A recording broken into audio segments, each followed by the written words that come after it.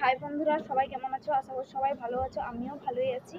আর আজকে আমি সকাল সকাল ব্লগটা স্টার্ট করেছি। আমি সকালে সব কিছু কাজকর্ম রান্নাবান্না করে স্নান টান করে নিয়ে তারপরে এই যে বাড়িতেই আছি। আর আমাদের বাড়িতে আজকে কেউ নেই, তোমাদের দাদাও গেছে, মানে তিল তিল নিয়ে আসছে আর বাবা আর মা তিল কাটছে।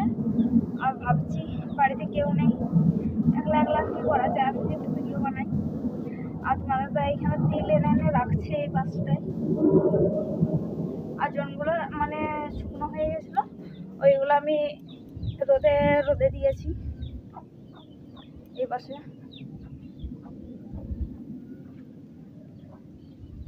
আর এখনো আমাদের সকালে কেউ খাওয়া দাওয়া করেনি, আমি শুধু ভাত খেয়ে নিয়েছি সকালবেলায়। আর বাবারা তো সকালেই একদম মানে 5:30টার দিকেই মনে হচ্ছে চলে গেছে বিল। আর তিল কাটতে নাই তো প্রচুর রোদ বাবা, এত রোদে থাকা এখন রোদ দিচ্ছে একটু, এখন বাড়ি আসবে।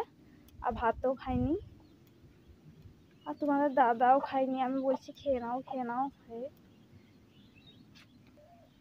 আর আমি নাখির পরিনি বলে একটু খারাপই লাগছে। আমি একটা নাখির কিনেছিলাম, তো ওটা পাথর দেওয়া ছিল, পাথরটা পড়ে গেছে, তার সেই জন্য খুলিয়ে রেখে দিয়েছি।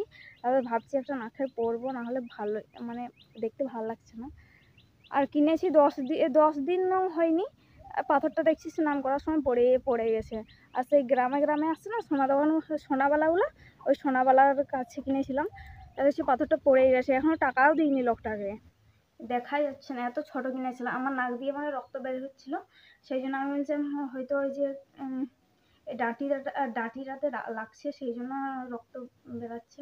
তারপরে আমি যে একটু ছোট নাকের কিনি, তারপরে এটাও পরেছি, তাও নাক থেকে রক্ত বেরাচ্ছে। তারপরে এটা গরমের জন্য নাক থেকে রক্ত বেরাচ্ছিল।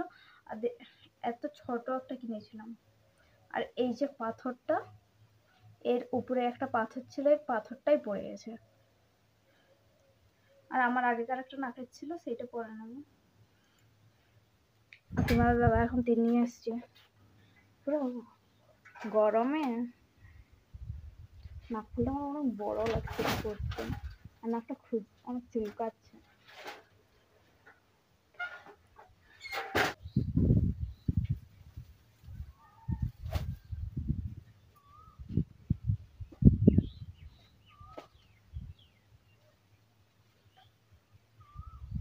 এটা ওই দিকটা স্লিপ।